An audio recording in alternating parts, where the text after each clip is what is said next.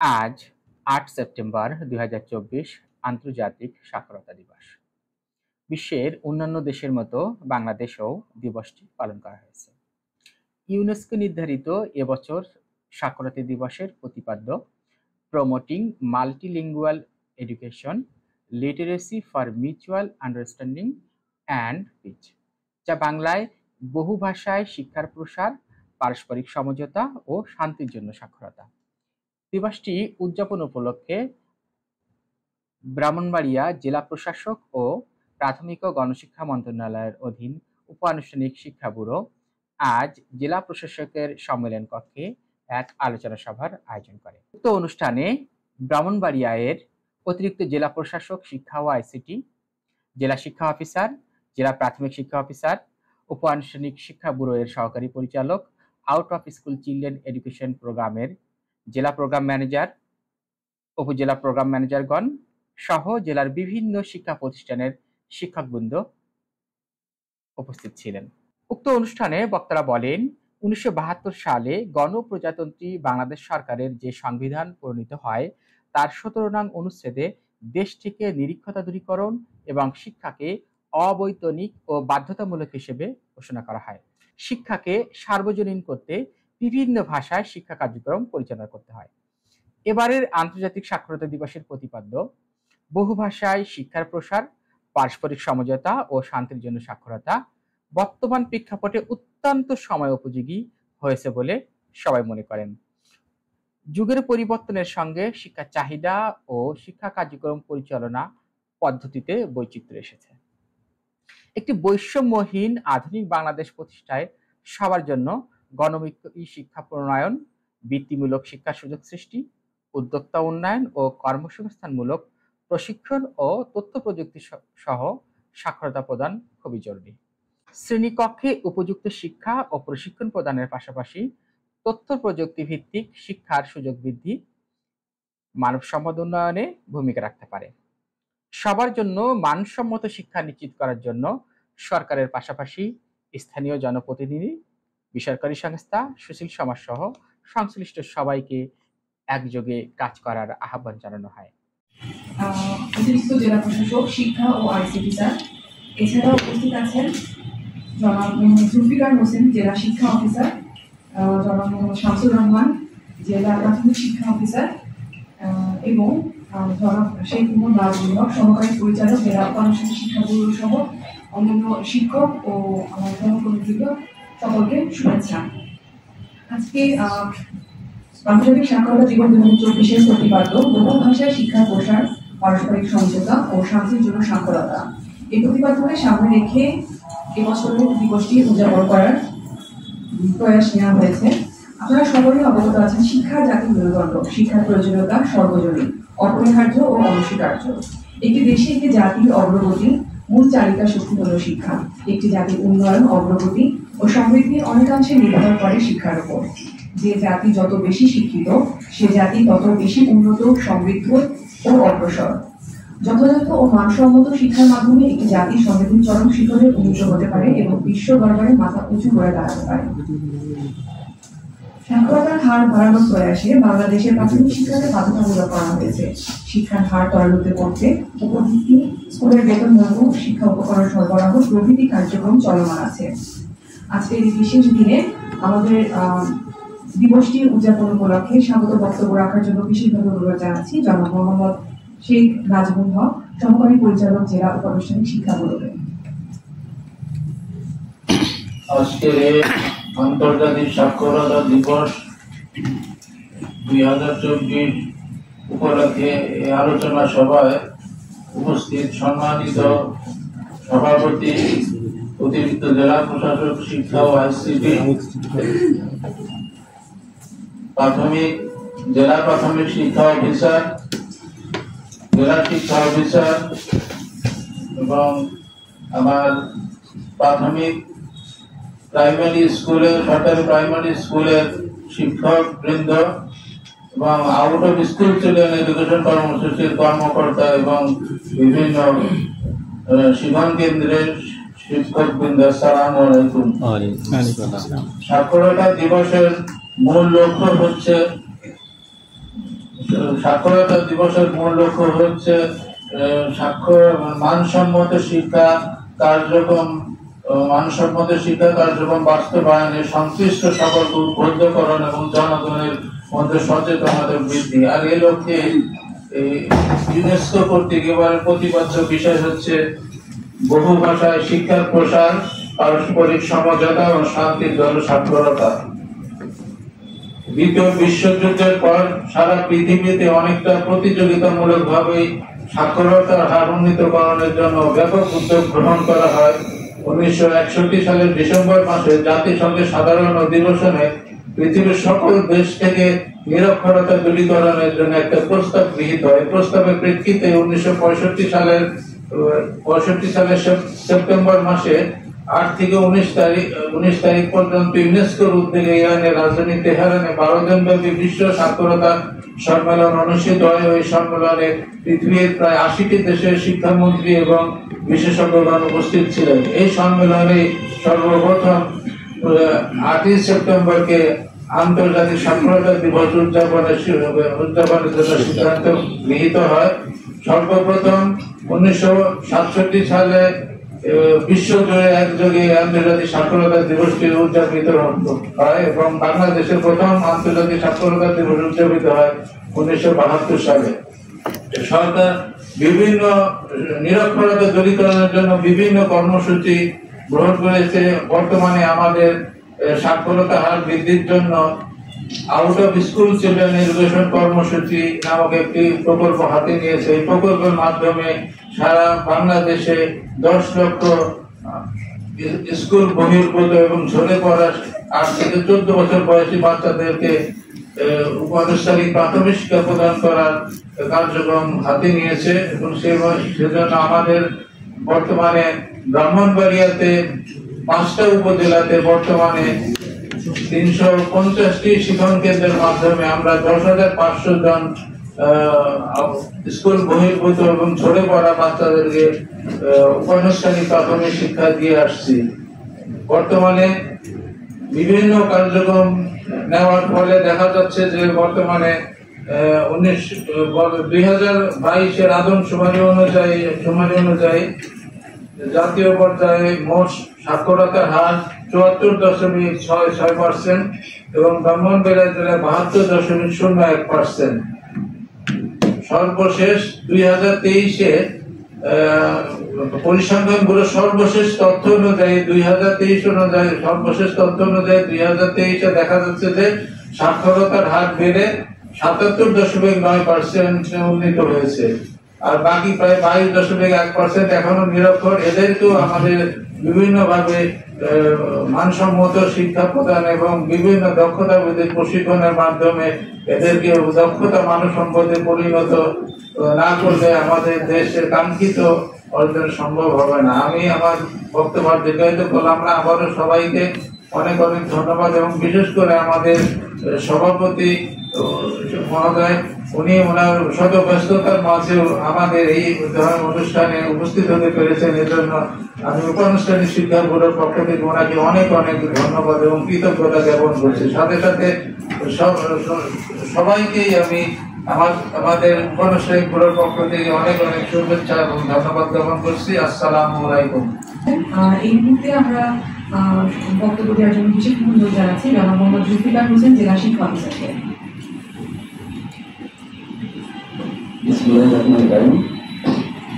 জেলা আনুষ্ঠানিক শিক্ষা বোর্ড ব্রাহ্মণবাড়িয়া এবং জেলা প্রশাসন ব্রাহ্মণবাড়িয়া কর্তৃক আয়োজিত আন্তর্জাতিক সাক্ষরতা দিবস 2024 উপলক্ষে রেডিও তৈরি আলোচনা সভার সম্মানিত সভাপতি, উপস্থিত জনসচেতনতা, আসসালামু আলাইকুম। আমরা ওই সাক্ষরতা বৃদ্ধির যে প্রোগ্রামগুলো আছে সেইগুলোর কথা একটু আলোচনা করতে চাই। বিশেষ করে আনুষ্ঠানিক শিক্ষা বোর্ড যে আমাদের ব্রাহ্মণবাড়িয়া জেলার বিভিন্ন উপজেলায় তাদের যে কার্যক্রম রয়েছে আউট অফ স্কুল চিলড্রেন, এগুলো আমি নিয়মিত পরিদর্শন করি। এখানে তারা নিরন্তরভাবে কিন্তু কাজ করে যাচ্ছেন যে স্কুলের বাইরে যে সকল শিক্ষার্থী শিশু রয়েছে তাদেরকে শিক্ষণ কেন্দ্রে নিয়ে আসা এবং মানে শিক্ষকগণ অত্যন্ত আন্তরিকতার সাথে তাদের দায়িত্ব পালন করছেন। আমার সামনে আজকে বেশিরভাগই ওই শিক্ষক কেন্দ্রে সম্মানিত শিক্ষকবৃন্দ রয়েছেন। তো আমি এই প্রসঙ্গে তাদের যে অবস্থা মানে সেটা একটু তুলে ধরতে চাই। গণশৈক্ষিক শিক্ষাগুলো এবং আমাদের আজকে সম্মানিত সভাপতি মহোদয়ের মাধ্যমে আমি ঊর্ধ্বতন কর্তৃপক্ষের কাছে বিনয়ের সাথে আবেদনটা এই নিবেদনটা করতে চাই যে তারা, আমি যতটুকু জানি, তারা নিয়মিত বেতন পাচ্ছেন না। তো এটা অমানবিক। তারা ওই তারপরে তাদের দায়িত্ব পালন করে যাচ্ছেন। আজকে সভাপতি মহোদয় যেন আমাদের ঊর্ধ্বতন মানে জেলা প্রশাসক স্যারের মাধ্যমে এটা যেন ঊর্ধ্বতন কর্তৃপক্ষকে অবহিত করেন। এটা একটা চমৎকার একটা কার্যক্রম কর্মসূচি করুক এবং আমাদের 5টি উপজেলায় এই কার্যক্রম চলছে। অন্যান্য যে উপজেলাগুলো এর আওতার বাইরে রয়েছে সেগুলো যেন এই কার্যক্রমের আওতায় আসে, এই ব্যবস্থা গ্রহণ করতে হবে। আর আমার মনে আছে যে জেলা প্রশাসক স্যারের প্রত্যেক জেলায়, বাংলাদেশের প্রত্যেক জেলায় TLM নামে একটি সেল ছিল, টোটাল লিটারেসি মুভমেন্ট। এইটাও কিন্তু গণশৈক্ষিক শিক্ষাগুলোর একটা মানে কার্যক্রম ছিল। সেই সময় কিন্তু তারা বয়স্ক যারা ছিলেন, তো শিশুদের কথা বলছি আমরা, যে সাক্ষরতার হার আমাদের ব্রহ্মপুর জেলায় 72%, জাতীয় পর্যায়ে 74% আছে। তো এটা যেন আরো বৃদ্ধি করা যায় এবং কার্যকর করা যায়। আমাদের জেলার অধিকাংশ মানে মানুষ আছে এরকম যারা ওই মানে নিরক্ষর, তাদেরকেও যেন মানে বয়স্ক মানুষের কথা বলছেন, তারাও যেন ওই সাক্ষরতার আওতায় আসেন, নিজের নাম দস্তখত করতে পারেন, বাংলা রিডিং করতে পারেন, পত্রিকা পড়তে পারেন, হিসাব নিকাশ করতে পারেন। সাক্ষরতা মানে এই নয় যে শুধু নিজের নাম স্বাক্ষর করবেন, এমনটা নয়। তো দৈনন্দিন জীবনে চলার মতো জ্ঞান যেন অর্জন করেন। তো যাই হোক, আজকে আমি কথা বাড়াচ্ছি না। আমাদের বিশেষ করে শিক্ষণ কেন্দ্রের সম্মানিত শিক্ষক বৃন্দের প্রতি আমি শ্রদ্ধা কি বলছি। আপনারা আপনাদের দাবি, আমার মানে তাদের একটা দাবি ছিল আমার কাছে যে কোনো প্রোগ্রামে কথা বলার সুযোগ পেলে যেন আমি তাদের পক্ষে এই কথাটা বলি।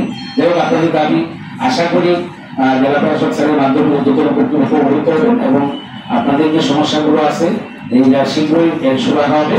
আমি আশা করবো আপনারা আপনাদের দায়িত্ব আরো নিষ্ঠার সাথে, আন্তরিকতার সাথে পালন করবেন এবং সারা দেশের নিয়ে আজকে 8 সেপ্টেম্বর আন্তর্জাতিক সাক্ষরতা দিবস পালন হচ্ছে। এই দিবসের প্রতিপাদ্য যথার্থ হয়েছে এবং আমি আশা করব আমাদের সবার সম্মিলিত প্রচেষ্টার মাধ্যমে আমাদের যে বিশাল জনগোষ্ঠী যারা নিরক্ষর রয়েছে তারাও যেন এই সাক্ষরতার আওতায় আসেন এবং তারা যেন নিজের জীবনে শুধু চাকরি করতে নয়, আমরা যে বলি যে পড়াশোনা করবে, চাকরি করবে, এরকম নয়, যে তারা নিজেদের জীবনযাপন যেন আরো সুন্দরভাবে পরিচালনা করতে পারে, তারা যেন আত্মনির্ভরশীল হয়ে উঠতে পারে, এই আশাবাদ ব্যক্ত করে সবাইকে ধন্যবাদ জানিয়ে আমার বক্তব্য শেষ করছি। আসসালামু আলাইকুম। বর্তমানে বাংলাদেশে সাক্ষরতার হার ৭.৫%। এই ধারাকে অব্যাহত রাখার জন্য সকলের প্রচেষ্টা একান্তভাবে কাম্য।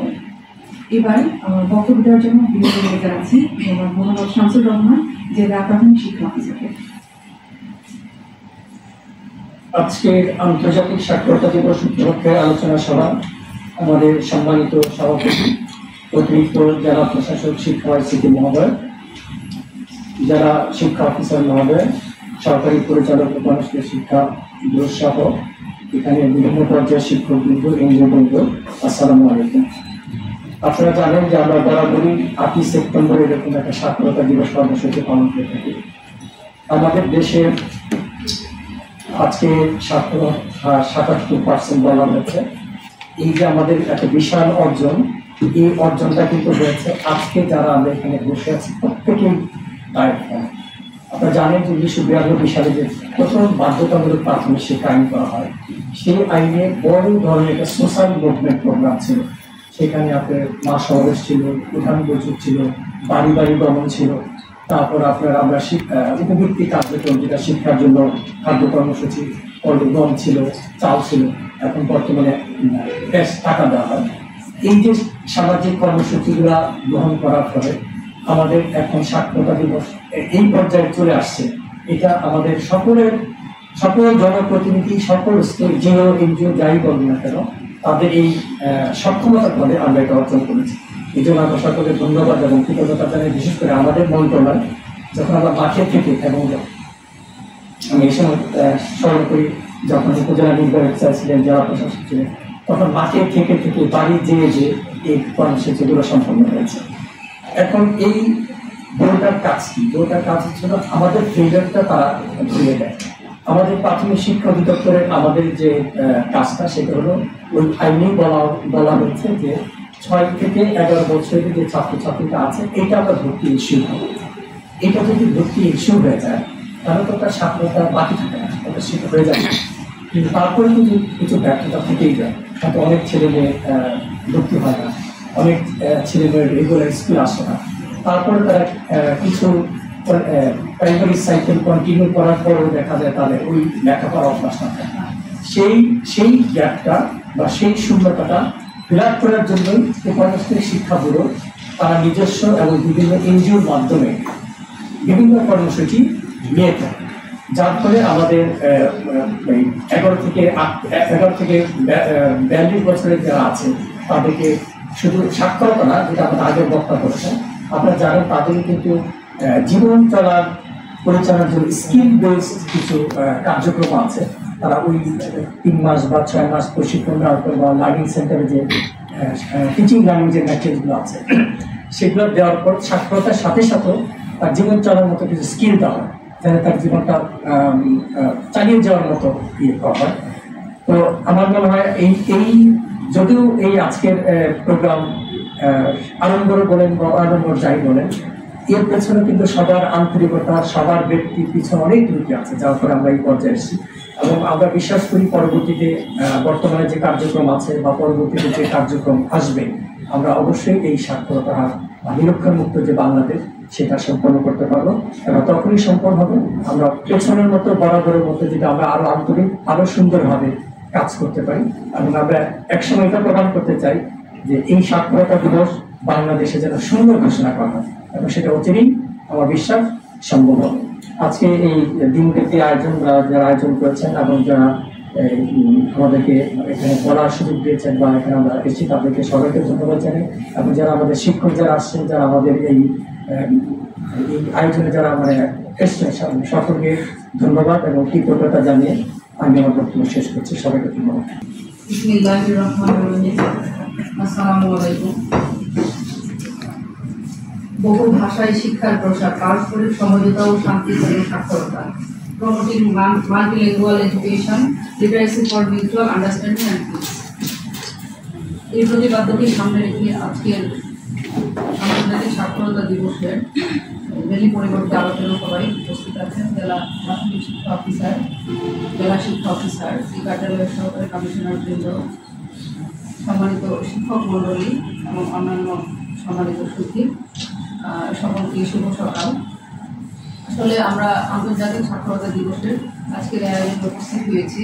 তো আমাদেরকে আসলে সবার আগে জানা প্রয়োজন আসলে সাক্ষরতাটা কি। তো আমরা নিশ্চয়ই সকলেই অবগত আছি সাক্ষরতা কি। সাক্ষরতা বলতে আমরা বুঝি যে শুধু পড়তে পারলেই হবে না, পড়ে আমি যা পড়ছি কিংবা যাকে আমি শিখাচ্ছি যিনি পড়ছেন তিনি পড়ে অনুধাবন করতে পারছেন কিনা, সেটা বুঝতে পারছেন কিনা, এটা হলো সেই সাথে যে বাস্তব জ্ঞান অর্জন করা, যে একজন হিসাব নিকাশ পারছে কিনা। এটা কিন্তু প্রাথমিক শিক্ষা ক্ষেত্রে একটা স্টুডেন্ট প্রাথমিক শিক্ষা সম্পন্ন করার পর সে হলো রিডিং করতে পারছে কিনা, দেখে দেখে পড়তে পারছে কিনা, সে স্টুডেন্ট হলো হিসাব নিকাশ বুঝতে পারছে কিনা, কিংবা যা করছে সে বুঝতে পারছে কিনা, এই বিষয়টা এনশিওর করাটা হলো সাক্ষরতার মূল উদ্দেশ্য। তো আমরা যদি সাক্ষরতার হারের দিকে তাকাই তাহলে আমরা দেখতে পাবো যে জাতীয় পর্যায়ে আমাদের সাক্ষরতার হার 74.66%। হ্যাঁ, তারপর চট্টগ্রাম বিভাগের সাক্ষরতার হার হলো 76.53%, কিন্তু ব্রাহ্মণবাড়িয়া জেলায় সাক্ষরতার হার 72.01%। তার মানে ব্রাহ্মণবাড়িয়া জেলা চট্টগ্রাম বিভাগের ক্ষেত্রে পিছিয়ে আছে এবং জাতীয় পর্যায়ের সাথে তুলনা করলেও পিছিয়ে আছে। সেই জন্য আমাদেরকে আসলে সাক্ষরতার হার বৃদ্ধির জন্য সকলকে উদ্যোগী হতে হবে। সেই ক্ষেত্রে যে উপানুষ্ঠানিক শিক্ষা বোর্ড যে কার্যক্রম করছে সেই কাজটাকে আরও বেশি ইফেক্টিভ করতে হবে।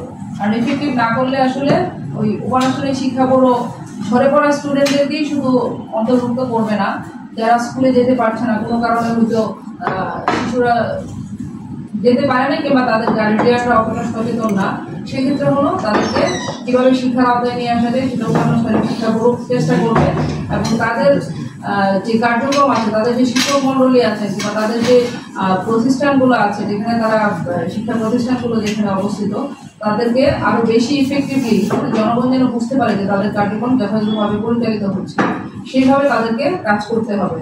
তো তারা যদি তাদের কার্যক্রম সুষ্ঠুভাবে যথাযথভাবে পরিচালনা করে, আমার বিষয় যে আমাদের সাক্ষরতার হার অবশ্যই বৃদ্ধি পাবে।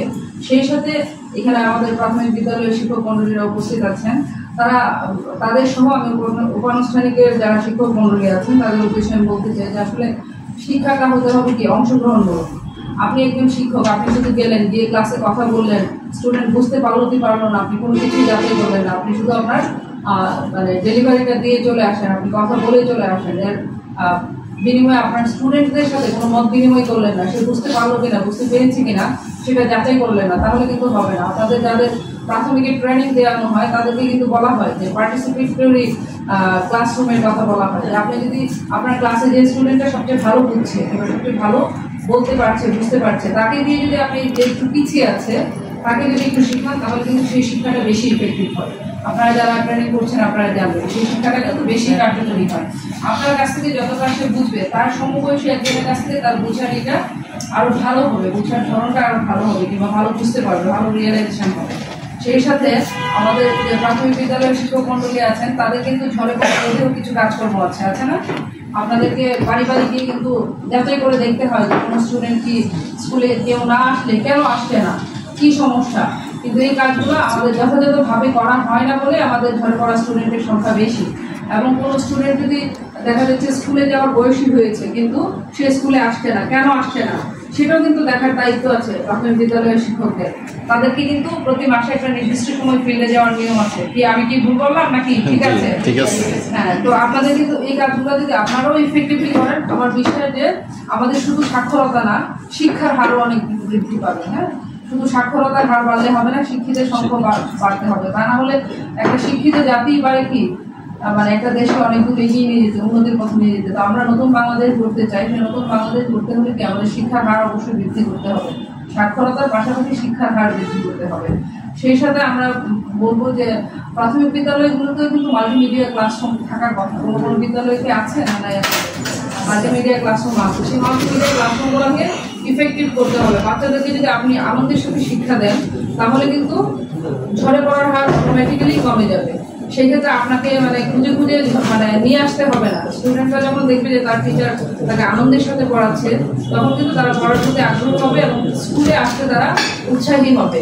তো স্কুলে আসার ক্ষেত্রে অনাগ্রহ তখনই তৈরি হয় শিক্ষাটা যখন আনন্দময় হয় না।